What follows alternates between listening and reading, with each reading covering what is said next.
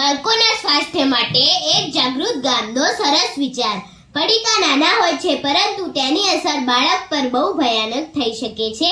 એટલા માટે બાળકોને ચિપ્સ, કુરકુરે, પડીકા તેમજ બીજી કોઈ પેકેટવાળી વસ્તુનો ઉપયોગ કરવાથી દાંતમાં સડો, મોઢામાં ચાંદી પડવી, પેટમાં દુખવું, ગેસ થવો, થાક લાગવો, પાચન તંત્ર પર અસર જેવી સમસ્યાઓ થાય છે. ત્યારબાદ આવી નાની મોટી અસરોને કારણે કેન્સર જેવી ભયાનક બીમારીમાં પરિવર્તન થઈ જાય છે.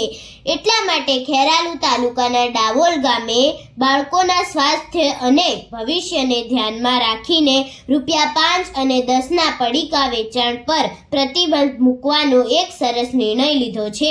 આ નિર્ણય માત્ર પડીકા બંધ કરવાનો નથી, પરંતુ આ નિર્ણય બાળકોને સ્વસ્થ જીવન તરફ લઈ જાય છે.